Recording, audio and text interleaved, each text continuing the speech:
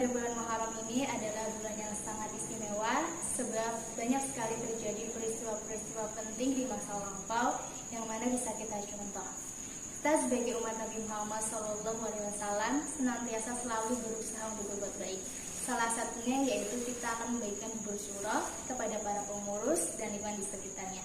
Bubur suro ini sebagai salah satu sedekah kita kepada orang-orang sekitar, dengan harapan kita akan terhindarkan dari berbagai bencana ataupun bala yang mana kita tahu bahwa sekarang ini kita sedang mengalami pandemi COVID-19.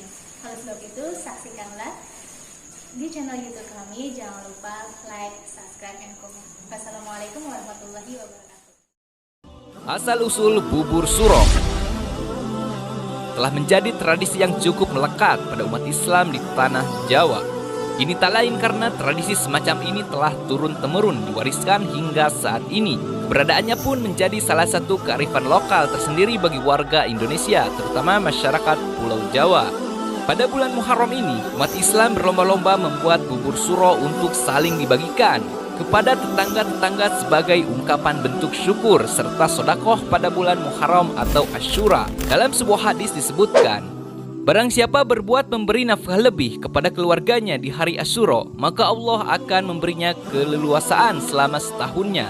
Hadis sahih riwayat At-Tabrani dan Al-Baihaqi. Namun siapa sangka kelezatan bubur ini ternyata kehadirannya tidak lepas dari sejarah salah satu nabi kita, yakni Nabi Nuh alaihi salam. Ini bermula saat Allah Subhanahu wa taala memerintahkan Nabi Nuh untuk menanam pohon jati yang kelak akan dijadikan bahtera. Saat bahtera itu jadi, Nabi Nuh alaihissalam lantas memerintahkan semuanya untuk memasuki bahtera tersebut. Mulai dari manusia hingga hewan tak luput memasuki bahtera tersebut. Hingga tidak lama setelah itu, terjadilah peristiwa banjir bandang selama kurang lebih 40 hari. Bahtera tersebut mampu menyelamatkan Nabi Nuh beserta seluruh penumpang yang ada dalam bahtera tersebut. Hingga suatu hari, lebih tepatnya tanggal 10 Muharram, bahtera tersebut terdampar di atas sebuah gunung dan Nabi Nuh memerintahkan untuk membuat makanan sebagai rasa syukur kepada Allah Subhanahu wa taala karena telah diselamatkan dari banjir tersebut. Kisah ini tertuang dalam kitab Iyanah Talibin jilid 2 halaman 267 disebutkan, sesungguhnya Nabi Nuh ketika berlabuh dan turun dari kapal, beliau bersama orang-orang yang bersama beliau, mereka merasa lapar, sedangkan perbekalan mereka sudah habis. Kemudian Nabi Nuh memerintahkan pengikutnya untuk mengumpulkan sisa-sisa perbekalan mereka. Maka dengan cepat mereka mengumpulkan sisa-sisa perbekalan mereka.